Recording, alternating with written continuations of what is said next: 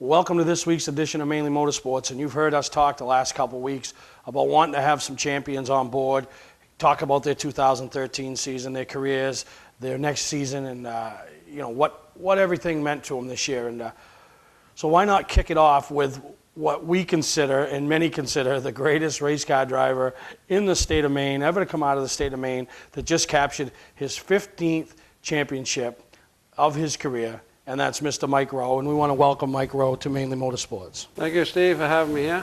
All right, and I've known you for years. I've raced with you. I've supported you. I've spent money on you. I've watched others, Carol, Lux, everybody spend money on you, but still honored every time I get to have you on the show, just thinking of all your accomplishments over the years, and you just come off celebrating your 15th career championship. I mean, not a big deal, and a little bit more special, this one, because of the circumstances surrounding it. Yeah, I don't know if I would have run this year for Dickie or not. And when Jason got killed in that car accident, he called up and wanted to do something special for him, and it was just great to do what we did. And it wasn't only me. I mean, Mikey Fowler did an awesome job, the whole crew. It takes more than a driver to win a championship, and they definitely did it for me. And it was all for Jason. This was for Jason. Yeah, and it's it's neat when you see that thing happen when a team sets out as a goal, a personal goal, and achieves that goal. And you wanted to win that championship from Jason, and won a couple of big races, and this year, and so it is pretty meaningful for the whole family. Yeah, it was awesome. I mean, when he approached me, he said, "Well, we'll run 2 or 3 shows in memory of him, and we'll see what happens." And we did. We went out first race, point race. We won that and had a good tribute for him. And I said, "Well, maybe that's it." He said, "Yeah, let's run a few more." We ran a few more. Then he calls one night and said, "Well, let's set out a couple." I said, "Okay." So then he calls back and says, "No," I said, "let's race a few." I said, "Okay." So, but we ended up doing it the whole year.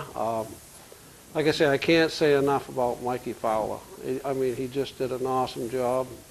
All the crew, Jason Walt, Chuck Weber, Paul Weber, Joey Pastor, he did a great job for us.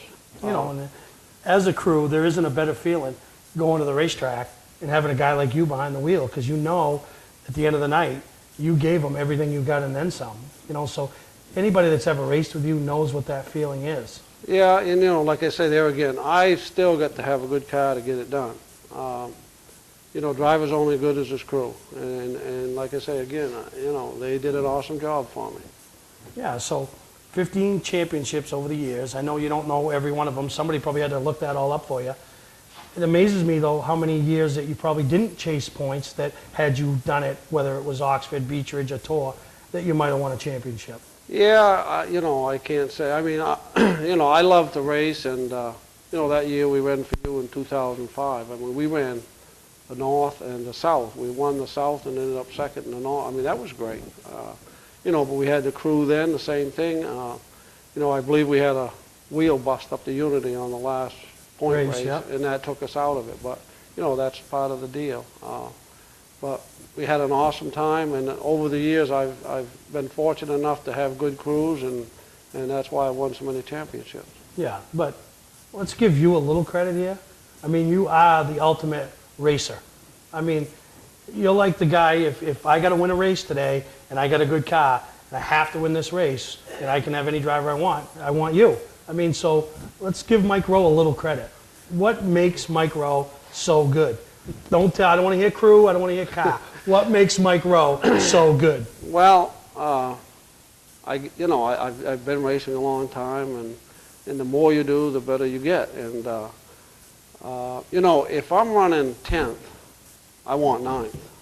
And then that's what makes you a good racer. If you get some drivers out there, if they're 10th or 15th, and they just give up, and I don't give up.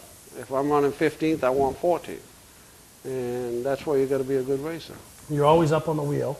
You leave everything there is on the track. And I remember when we first hooked up with you, Bob Walker told me that you're the only driver that he knew that when the race was over and you were on the cool-down lap and you were halfway down the backstretch, that you would finally admit to yourself that, well, I guess I can't win today. Yeah, and you got to keep going. This past weekend, Benji down at Caraway, running 6th. They all pile up in front of him, he ended up winning.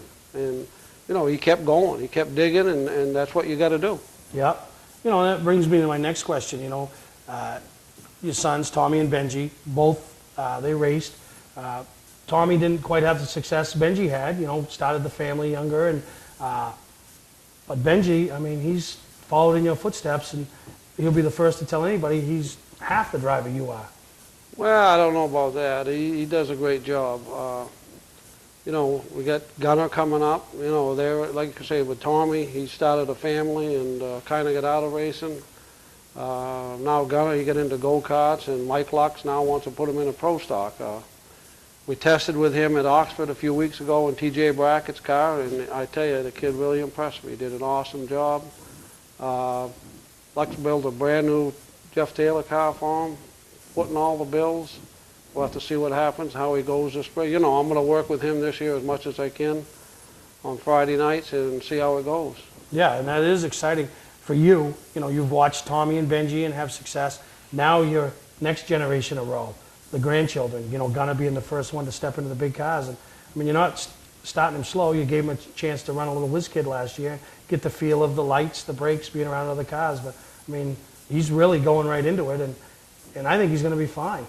Well, you know, I hope we're not doing it too quick. I thought we ought to wait a couple of years, but Mike thought he wanted to go right now, and like I say, he's footing the bill. We got the brand new Jeff Taylor car. We've got this old straight frame rail car. I told Lux, I says, listen, let's put him in the old car for a little bit, and I'll run the new one. But he said, no, I want to put him in the new one. So that's his deal, and you know, I'm gonna, like I say, I'm going to help him out as much as I can Friday nights, and we'll see what happens. And then hopefully do a little racing yourself, because you're not done. I mean, no, I'm gonna, you know, with Dickie, I'm not sure yet what he's gonna do. I'd like to run a few Beach Red races, and you know, with Andy Cusack down there does an awesome job. Can't say enough about Beach Ridge and that staff, and you know, if we can run a few shows for Dickie, that'll be fine, or whatever Dickie wants to do. We'll have to wait and see, and get a couple other things in the fire. We'll see what happens there.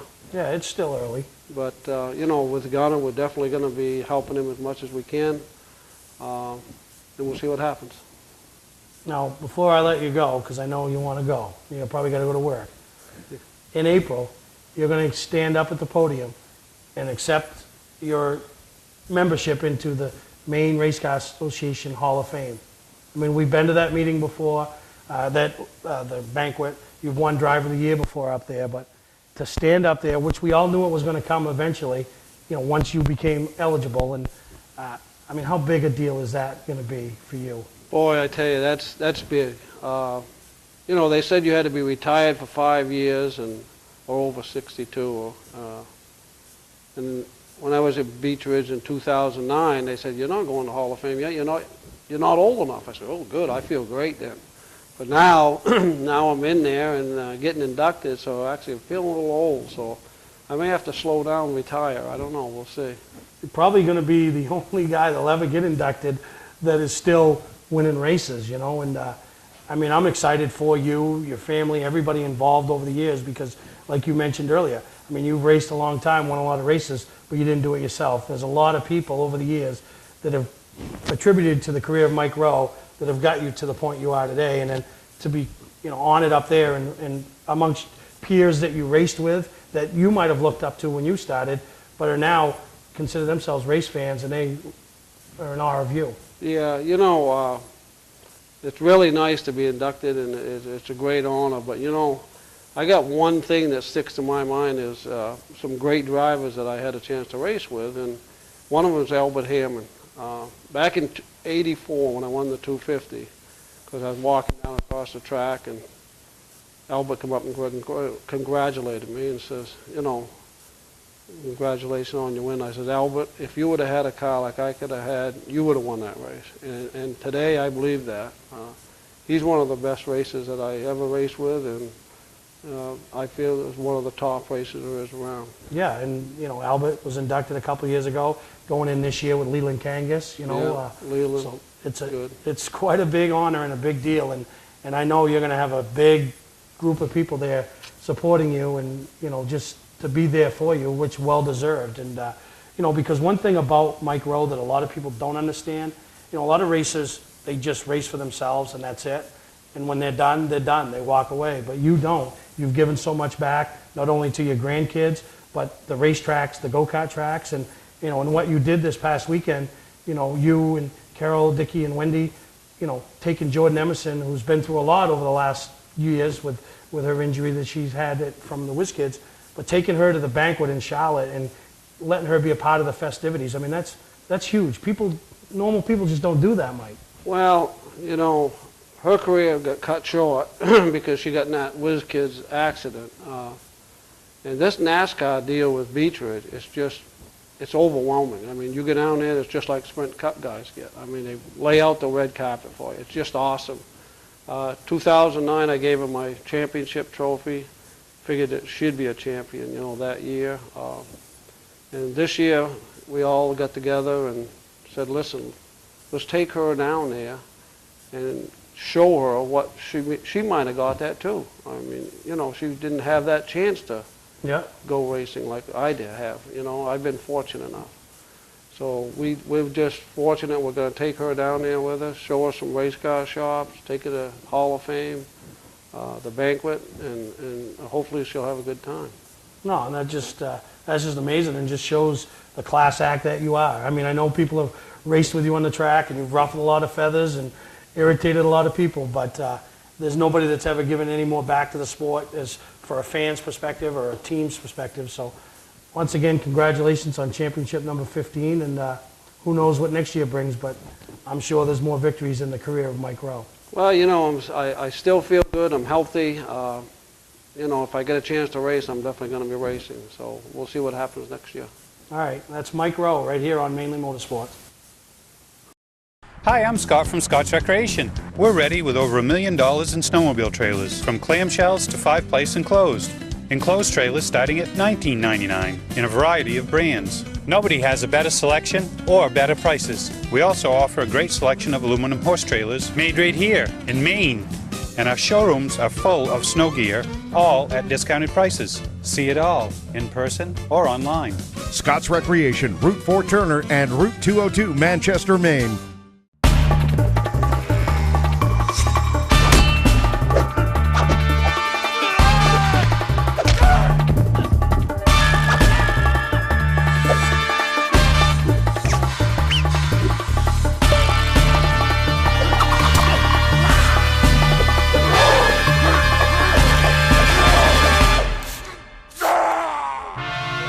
Don't let the other guys rough you up. Shop online at otmotorsales.com. Clark's Eastside Scrap and Westside Scrap, two of the region's most efficient scrap yards. Both locations have the latest and greatest equipment, along with large capacity scales that are constantly calibrated to ensure honest weights. Car crushing, roll-off containers, scrap metal. Clark's Eastside Scrap in Chelsea and Clark's Westside Scrap in Farmingdale. Don't fix it, scrap it. Mainly Motorsports TV, brought to you by Moody's Collision Centers, now with 7 convenient locations: Gorham, Scarborough, Biddeford, Portland, Sanford, Lewiston, and now South Portland. Visit us at moodyscollision.com. Southern Maine Motors, out to be Maine's #1 Chrysler Dodge Jeep dealership, Route 1 Saco. Are you a motorsports fan? Do you know where you can see the race cars and the stars from the past years with the drivers and their sleek machines of today? See many beautiful displays? Walk through a motorsports museum? Buy race car parts and collectibles? There's only one place, and that's the 26th Annual Northeast Motorsports Expo held at the Augusta Civic Center January 10th through the 12th. This year's expo is brought to you by Team EJP, Quirk Auto Group, Award Champs, Hell of a Good, New England Racing Fuel, and Team EJP Racing. For more information, including how to be part of the show, go to northeastmotorsportsexpo.net. Seminars, awards, the Last Chance Motorsports Pit Stop Challenge, and so much more. That's January 10th, 11th, and 12th at the Augusta Civic Center. There's so much to do and see. Don't miss it. Welcome back to Mainly Motorsports, and we left off with a legend. Now we got a future legend, right? I mean, hopefully. Well, you were a legend driver this year, John Peters. I want to welcome you to the show, John. Yeah, thank you. And we'll talk a little bit about your racing in a little bit. But Mike Rowe, I mean, you're only 17, 16. You haven't seen all there is to see about Mike Rowe, but in the last 5 or 6 years when you've been able to pay attention, what's your take on that man? There's no one better. I grew up going to Beech Ridge every week, and part of Beech Ridge was the pass races, and that was the big thing that everyone wanted to go to. And every time I went, you could guarantee that Mike Rowe was going to be fighting for wins. He's a guy that, for young guys like me, he's a guy that you can look up to and say, that's what I want to be when I get older, because he's been doing it his whole life. And I mean, I obviously am not young enough to know about what he did before my time, but I just hear stories about how many races he's won, and it was brought up at the awards ceremony at Beech Ridge that he has more wins than Richard Petty, and that's incredible for a guy that's just in Maine. You know, when you put it, you know, they all talk about the 150 wins at Oxford he has.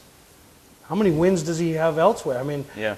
I wonder if there's anybody that knows the actual stats of that man. I mean, obviously he don't.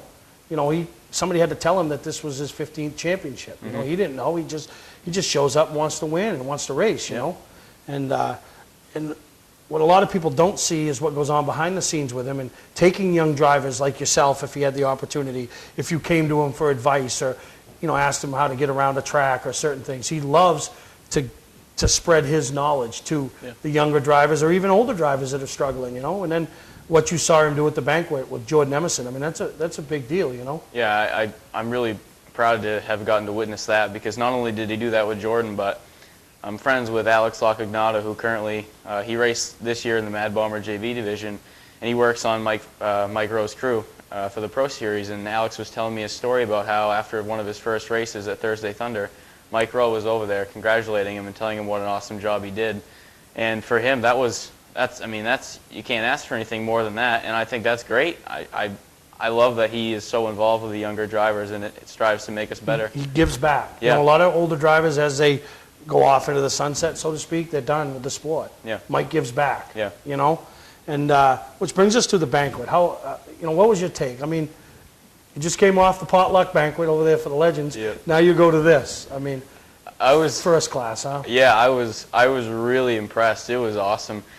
The coolest parts about it was just how it was presented. Andy Austin does a phenomenal job, and I said this to him the other day.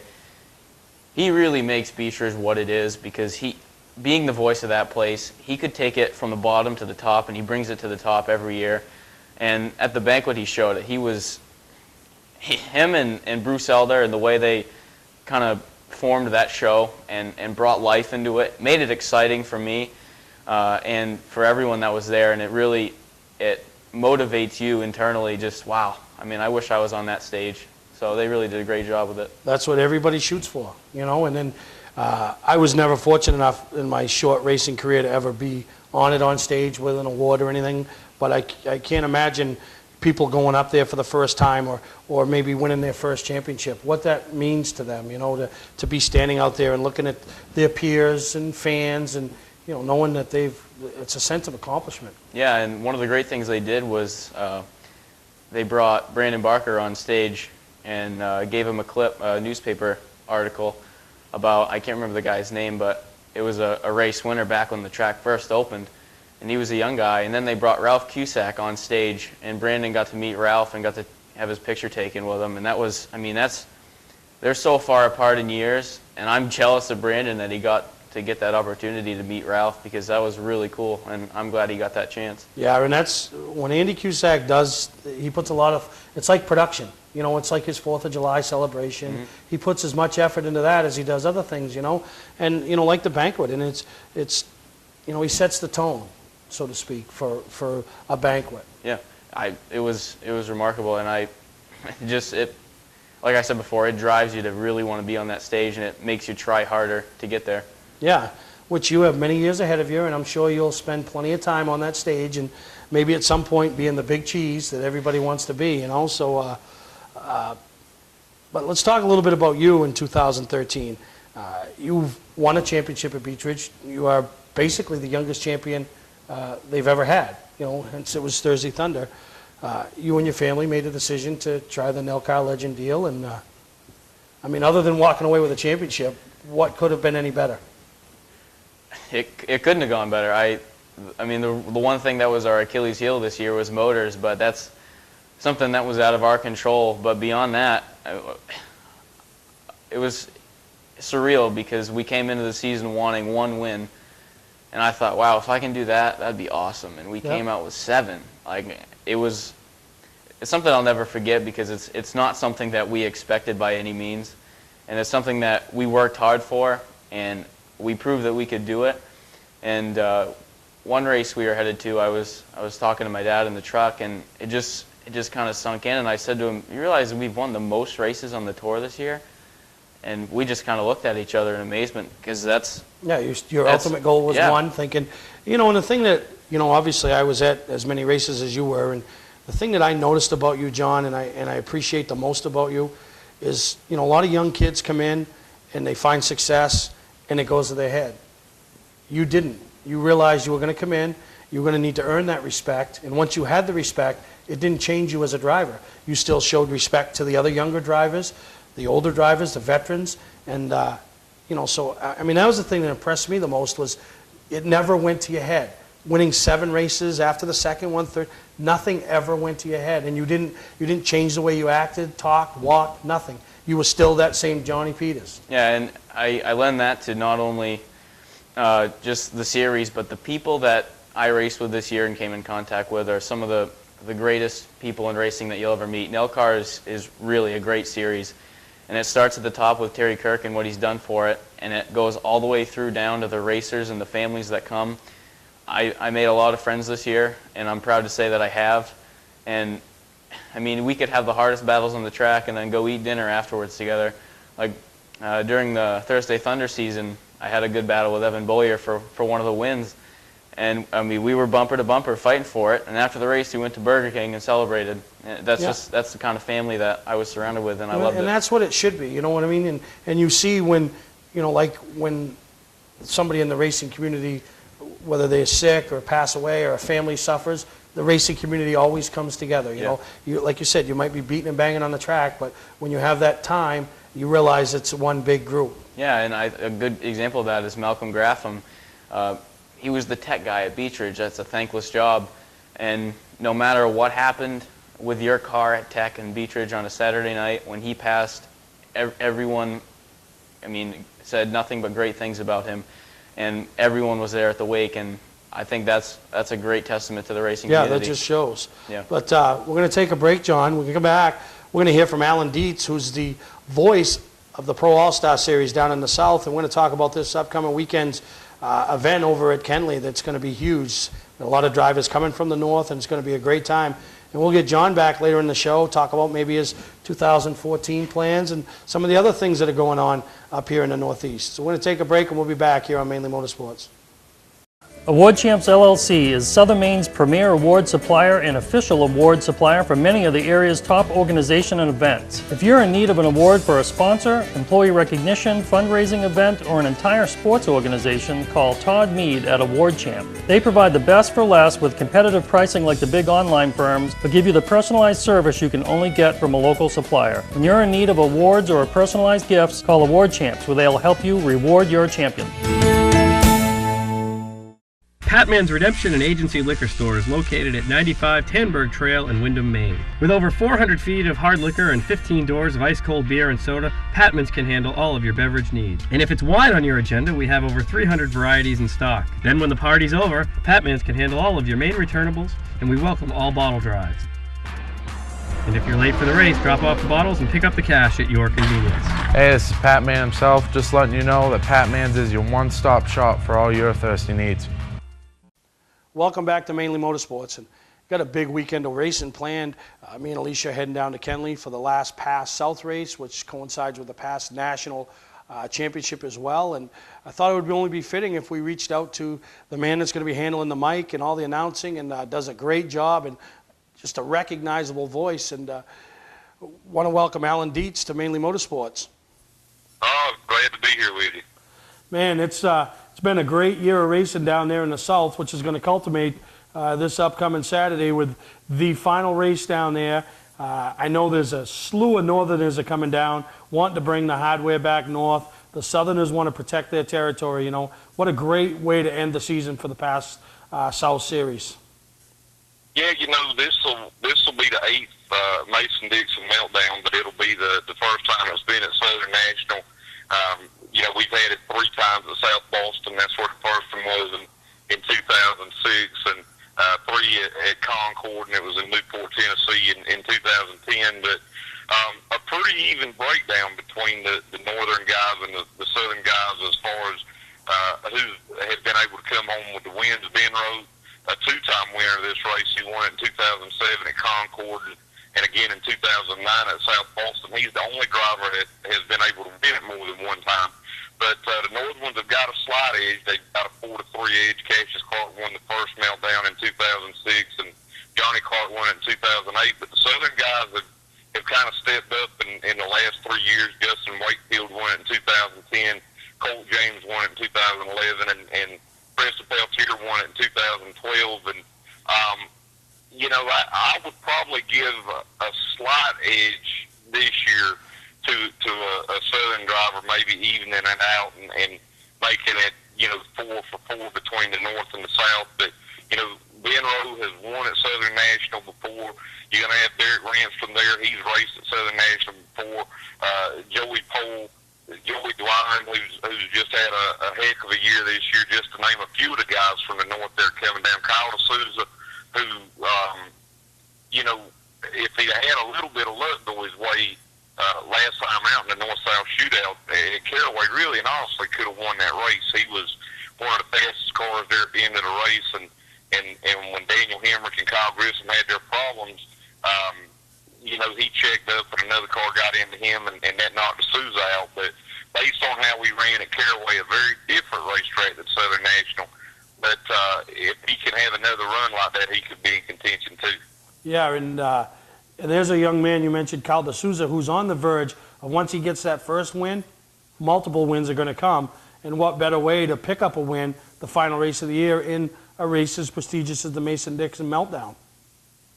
Yeah, and he's kind of, I think, come along in the mold that Joey Dwyer and some of those guys have, in the sense that, we got in and has ran pretty decent and passed north and has ventured out and ran these past national races in the south.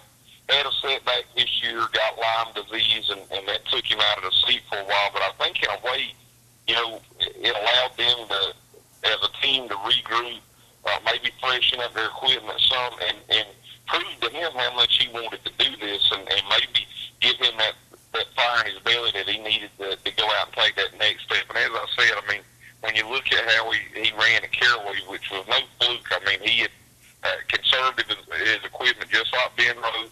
It had dropped outside of the top 10, and whenever he decided to punch it, and whenever he thought that it was time to go, the car was there. And he worked his way up and drove his way up into third, and had that accident not happened between Daniel Hemrick and Kyle Grissom, he was going to be in the mix there at the end, and if he could have avoided it, I think he would have ended up winning that race. Yeah, and we've mentioned some of the young talent to drivers that not only from the north but the south, but the wily veteran, Jay Fogelman, leading the points, pretty much got the South deal wrapped up. I know there is a potential where he could lose the national deal, but he just keeps plugging away. And how good is he, and how good is he for the sport of in past racing? Well, he's been great, and I've always been one of those that have looked at it like the young drivers that come along. A lot of them come and go.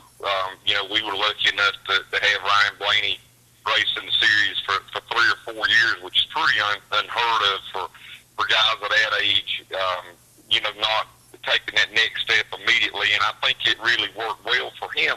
But the veterans are the ones that help a series sustain. When you look at what Johnny Clark and Ben Rowe and guys like that have done for the North, being there week in and week out, and you can count on them being there.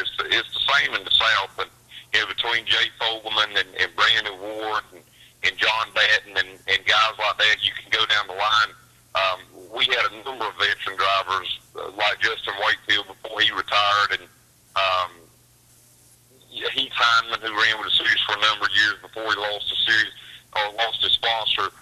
really and honestly, I think those are what makes a series sustain. And you look at some of the series now that are struggling, especially in the South, and I think that they got into a trap where they had a big influx of young drivers that, you know, racing Legends cars and things like that, and then all of a sudden they were going and they didn't know what to do. And luckily enough for us in the past, you know, in the North and the South, we've had these veterans, albeit this is probably, I would say 95% sure that this is Jay Fogelman's last full-time season racing in the past. And I think I'm pretty sure you'll see him racing in the Oxford 250 and some big races, maybe even all the national races, but it's the last time you'll ever see him race for a points championship in the South. Yeah, you know, sounds like he's going to really focus on Tate for the future, who a lot of people think has a bright future. But, you know, some of these young kids that have come through the ranks, like you mentioned, Ryan Blaney, you know, I look at the list of some of the guys that won races down there in the South this year. Obviously, a pretty recognizable name up here in the North Austin Ontario. I mean, we mentioned Daniel Hemrick earlier. I mean, ran 4 races with Pass and has won 2 and won the race earlier this year at Kenley. Ross Kenseth, you know, I mean, these guys, there's a lot of talent there. And so when you stack them up against those veterans, I mean, you're in for some great short track racing. Yeah, and even beyond that, I mean, you know, you got Spencer Davis from Georgia who's going to finish third in the points behind Jay Fogelman and Kyle Grissom in the South Points. Ran all the national races, went to Canada, had a great top 10 run in the Oxford 250. You mentioned Tate Fogelman, but Joseph Mersulli out of Florida, you know, Justin Allison, grandson of Donnie Allison. You can go down the line of these young guys, and the good thing for us is, you know, looking towards next year, and I can speak specifically for the South, we've got more drivers that are going to race for the championship, in other words, race every race, that I can think of that we've ever had. Trevor Knowles has had a lot of success in the Coulter Motorsports car. He'll be running full-time. Jared Irvin has done very well this year. Ernie Irvin's son on a limited schedule. He's going to run the full schedule. Brandon Setzer, Dennis Setzer's son, only ran one past South race, but he's planning on running the full deal next year. And those are just some of the drivers. Tyler Church, he won over the Mountain 150 at Hickory, and really has made a name for himself just in the last couple of months. Race limited late models and some in late model stocks, but has gotten his fast car and won at Hickory, had a top 5 at Dillon, and then finished third at Orange County. So, and I think he'll run well at Southern National too. So I think the future is bright, and you know, in the North, when you look at young talent, what Joey Dwyer's been able to do, Cassius not as young as he used to be, but still pretty young, Travis Benjamin, and then a lot of other new guys that have come in, Bobby Timmons, Brian Krusik, and ran well and ran consistently at the front. And I think some guys like that are the next drivers that are going to take that step up and challenge now maybe what you want to say, this second generation of drivers in the North that have kind of taken the mantle from Johnny Clark and Ben Rowe. All right, Alan, we're going to take a quick commercial break. When we come back, we're going to rehash a little bit more about what we expect to see this weekend down at Kenley and some of the names and some of the teams that we expect to see running at the front. So we're going to take a break, and we'll be right back with Alan Dietz on Mainely Motorsports. At Southern Maine Chrysler Dodge Jeep, we truly do make it easy for our customers every step of the way.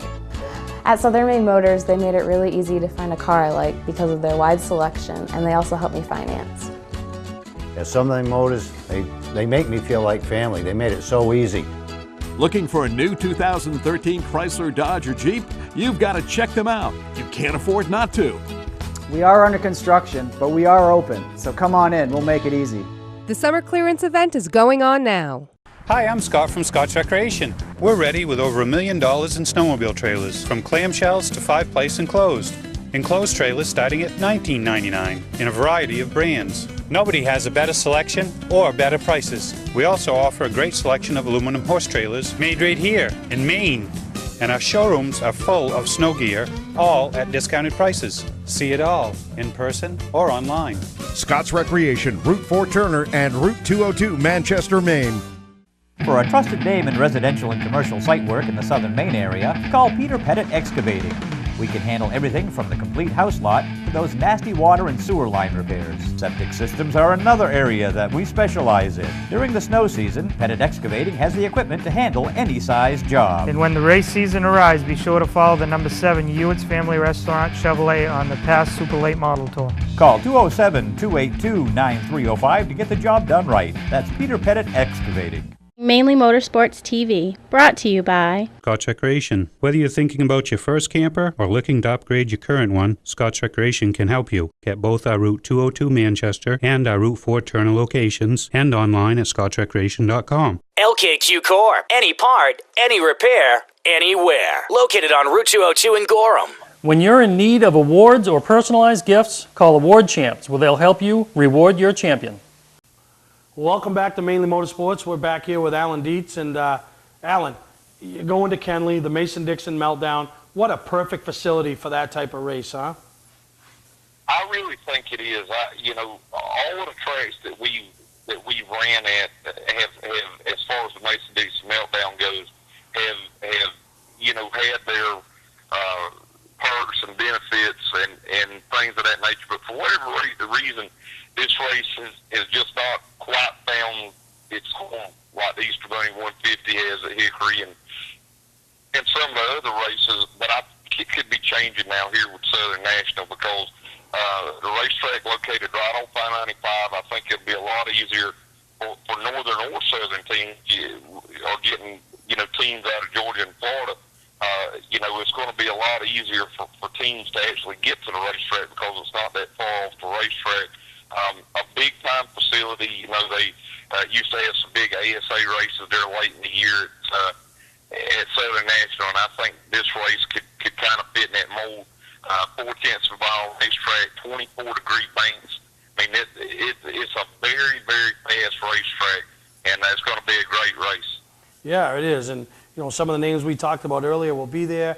A lot of talk about these extreme sprints, 900 horsepower cars that weigh, 1,500 pounds, and they say those are going to really fly around the place, Well, and I think that is just an added bonus to what, the past South Super Late Models will do, crowning the South champion and the national champion, have the past Pro Late Models there, the Mini Cup cars, but those most extreme wing sprint cars, as you said, 900 horsepower wing sprint cars, 410 engines, just like a World Outlaws car, but they're racing on asphalt and, setting track records all over the country. And the one that really blew me away is they set the track record at Oswego in New York, the home of the super modified. So that, if that doesn't tell you how fast these cars are, but besides being fast, they put on great races. It's going to be fast, and you might not want to blink, but you're going to see a great race, not just a lot of speed. Yeah, and we were talking earlier off the record. We're thinking in the 30-35 range for the Super Late models. That number could always go up, but a conservative number like that, and that's going to tend to put on a great race. A nice full field of young drivers, veterans. People looking to make a name for themselves. People who've already got a name, and it should be just a great day of racing all the way around. Well, I think it will, and practice will be on Friday from 2 to 5 p.m., but everything on Saturday will be pretty early. Practice will start at 10:45. We'll have qualifying at 1:30, and then the races will start at around 3 o'clock. So even if the temperatures are fairly cool, they should be pretty good today at the worst. I think they'll be in the 50s during the day. And then the sprint cars will race, probably around 5 or 6 o'clock that night. So everything should get done pretty early. And for anybody that is coming a distance, you can get back on the road pretty early on Saturday, and might not be able to finish the trip, but at least can get most of it out of the way. Yeah, no, we're really looking forward to coming down, bringing my daughter down. It's her first time to be at a race other than anything in the north, so she's pretty excited. I'm excited to catch up with some people I've met over the years, travel into some South races, get a chance to talk to you in person, and really excited. But, another exciting thing is the fact that the people that aren't lucky enough from the north to be able to travel down can follow along with this race22.com. And talk a little bit about that, Alan. Yeah, race22.com has provided live coverage for our South races this year, and and they have really done a great job. And I know that a lot of our northern fans were able to keep up with the Easter Bunny 150 and some of these other races. And they've done a great job, and I think they've been really impressed with the following that they've got from super late model racing, which is really not a division that they have covered much. And we're glad to have those guys on board. And yeah, if you can't be there, if you go to race22.com, they'll have coverage. I know on Saturday, they may have some coverage on Friday at practice, but they definitely have coverage on Saturday. And it's the next best thing to be in there. But you definitely don't want to miss anything. And even, the thing about it is, too, is you can sit in the grandstands and, I try to tell you as much as I can about the race from where I'm at, but you can actually go to race22.com on your Android phone or mobile device and get practice times and photographs and keep up with what's going on there, too. Oh, that's huge. And I know that's going to be big to a lot of northern fans up here that want to follow the likes of Joey Dwyer and Joey Pohl and, some of the other northerners that are going down there. So we really appreciate you taking the time with us, Alan. Looking forward to seeing you in a few days. And hopefully it's just a great day for some short track racing to finish out the past South season. Yeah, it's been a long season from Florida in February to Southern National now here in November, and it'll be right back around before you know it in 2014. But it's going to be a heck of a way to go out, and we appreciate you letting us talk about it a little bit. All right, and for all the fans here on Mainly Motorsports, next week you'll be able to tune in and see the highlights of the 8th annual Mason-Dixon Meltdown. So, all right, Alan, I really appreciate you taking the time with us here on Mainly Motorsports and give the fans a little insight of what to expect this weekend. And race22.com is going to be huge for the Maine and New Hampshire and just the race fans up here in northern New England to follow along with some of the names that are going to be competing down there that they get to watch on the past North Series. And I want to thank you once again and look forward to seeing you, catching up with you, and seeing some old familiar friends down there that I met a few years back. So have a great couple of days, and we'll see you before you know it over there in Lucama, North Carolina.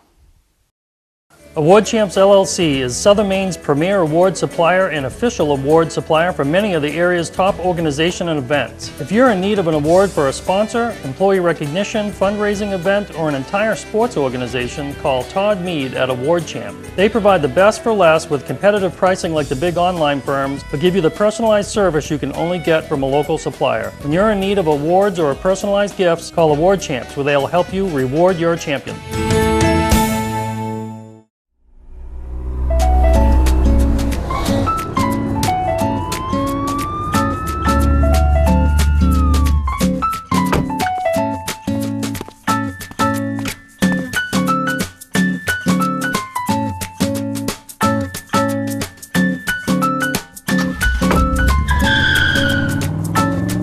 We've got the car you've been looking for at OT Motor Sales. Shop online at otmotorsales.com. Hello racers, I'm Amanda with Butler McMaster. Since our beginning, we have been an integral member of the New England racing industry. We played a key role in the development of the crate engine program.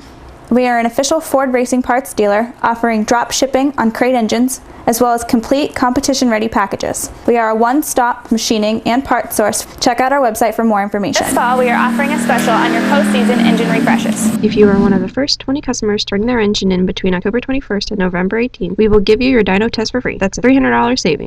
Welcome to Mainly Motorsports. To order copies of a show, send a check or money order for $15, shipping and handling included, to Mainly Motorsports, 326 Roosevelt Trail, Windham, Maine, 04062. And please add a description of the show. Now we're back here with John Peters, nominated for Mainly, huh? Yeah, that was cool. Pretty big. Hopefully we get it this time. Hopefully. Yeah. I'll tell you, those things, we're going to talk a little bit more in the next segment, but that mainly is, people get into that, and I appreciate it, and it is, you're up against your peers, and and it's a pretty neat little gig, but you did everything you could accomplish, like I said, except the championship in 2013. You sold off the Legend stuff, now what?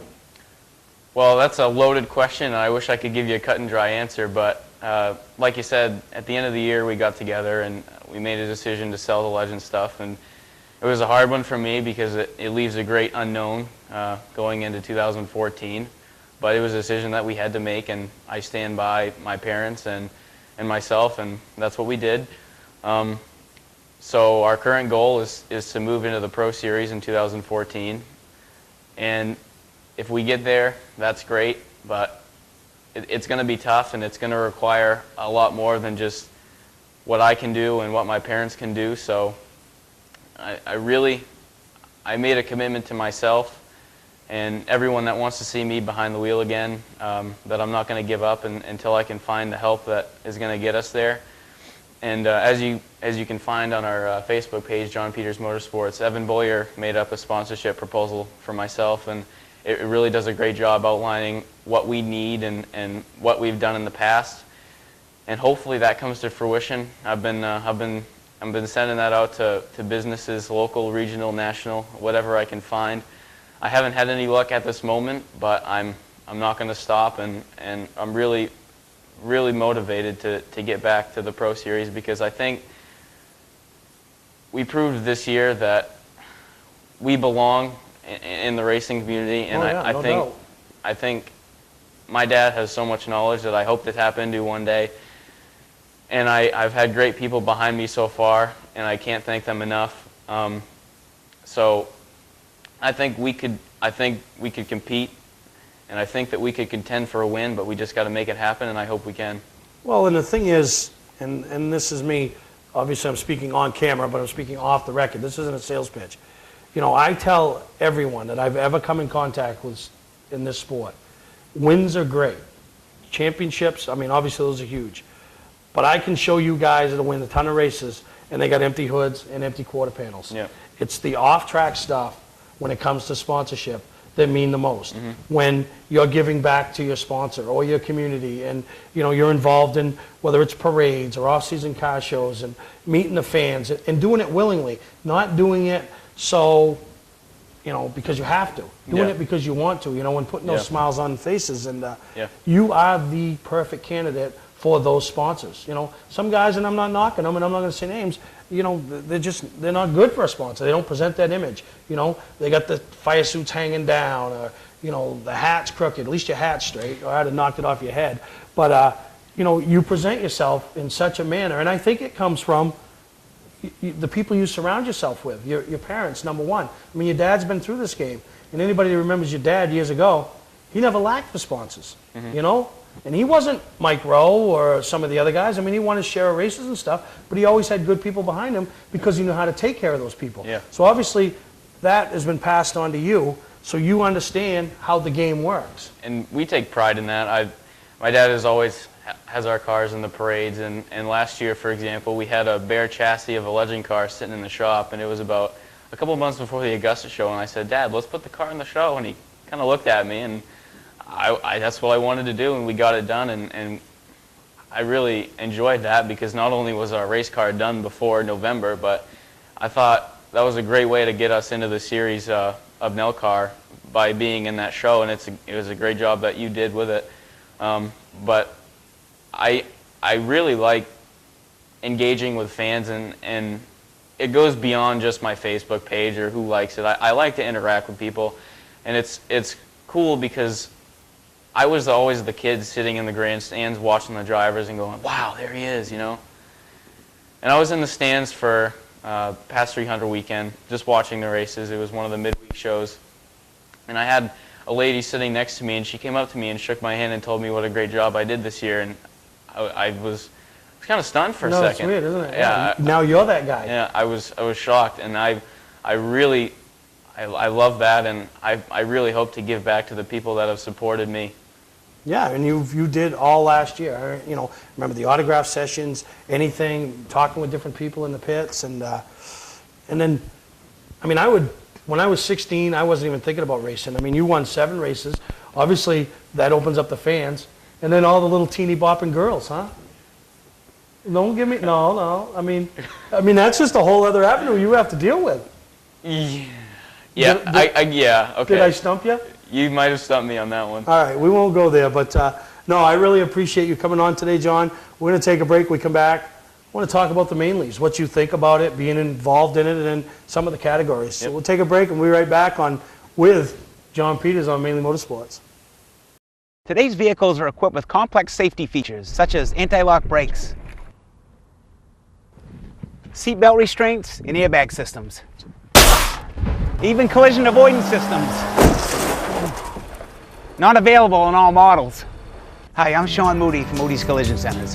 We don't wish bad luck on anyone, but even with today's technology, we need to keep our eyes on the road and our hands on the wheel. Moody's Collision Centers, now with 7 convenient locations: Gorham, Scarborough, Biddeford, Portland, Sanford, Lewiston, and now South Portland. Visit us at moodyscollision.com. We're back here with John Peters, and one of the things that I had a lot of fun with this year was after the races on Thursday nights or anywhere, you know, we get joking around, and you're big on these foreign accents, right? You love it. Yeah. You love it. So we're going to talk about the Mainleys, but I want you to use your Australian accent. I can do that. You can do that? I can do that. All right. Now, what does it mean for you to be in a category? I mean, to be nominated in a category? It's great. I mean, you look up and down the list. One of the names on there is Nicholas Cusack, who I've been friends with for a good while now. He was in one of the toughest divisions in all New England this year in the Pro Series, and I'm in that category, and I'm going, wow, I got to beat that guy. How am I going to do that? And then another driver on this is Travis Stearns, and that guy turned heads this year on the Act Hall. I got a lot to compete with, so that'd be great. So then all the other categories, I mean, every one of them is loaded top to bottom.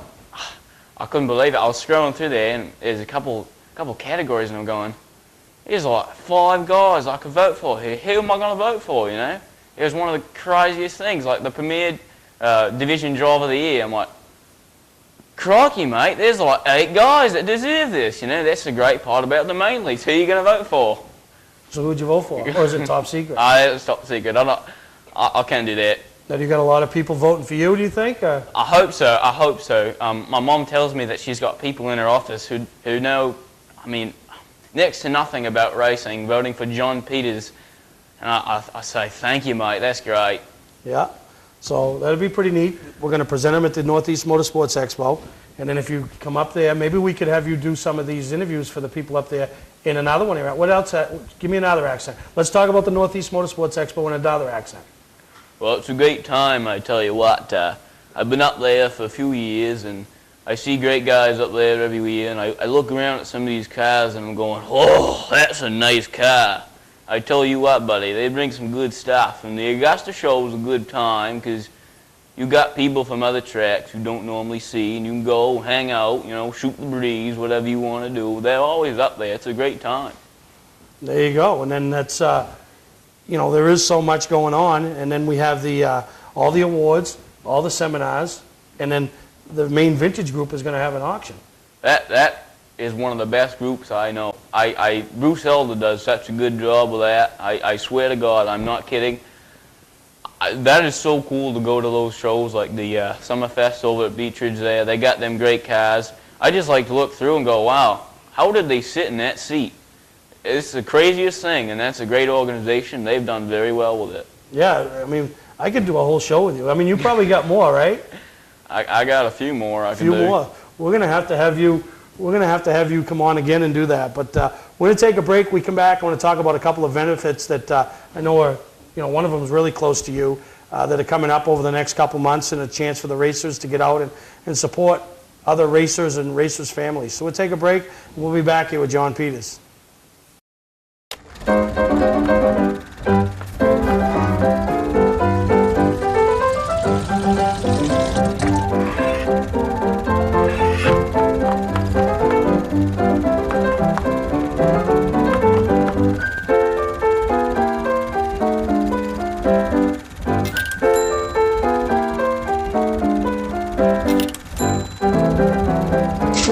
Get the right car at the right price. OTMotorsales.com. For a trusted name in residential and commercial site work in the southern Maine area, call Peter Pettit Excavating.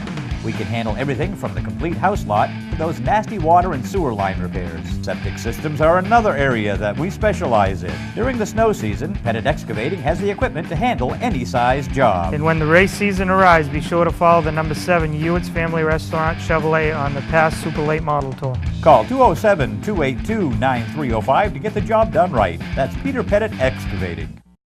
Mainly Motorsports TV, brought to you by Bentley Saloon, Route 1 in Arundel. Stop by and see why me and my friends say Who has more fun than us? We do. Clark's Car Crushing, providing guaranteed honest weights with top dollar being paid. If you're a motorsports fan, where can you see the race cars and stars from past years with the drivers and their sleek machines of today? See many beautiful displays, walk through a motorsports museum, buy race car parts and collectibles. Well, there is only one place, and that is at the 26th Annual Northeast Motorsports Expo held at the Augusta Civic Center. There is so much to do and see. This event is brought to you by Team EJP, Quick Auto Group, Award Champs, Head of a Good, New England Racing Fuel, and Team EJP Racing. For more info, including how to be a part of the show, go to northeastmotorsportsexpo.net. That's January 10th through the 12th at the Augusta Civic Center. Seminars, awards, the Last Chance Motorsports Pit Stop Challenge, and so much more. Don't miss it. Well, as we wrap up this week's edition with John Peters, and that was a lot of fun, that last segment. It really was. I want to talk about a couple of fundraisers that are coming up. We all know, if you watched last week's show, or even you already knew, Malcolm Graffam, longtime tech official, race director, racer, race fan, everything you want to be at Beechridge, passed away. And Rick Shepard was already in the midst of organizing a fundraiser for the family, and Malcolm, and the medical costs and everything that goes along with that.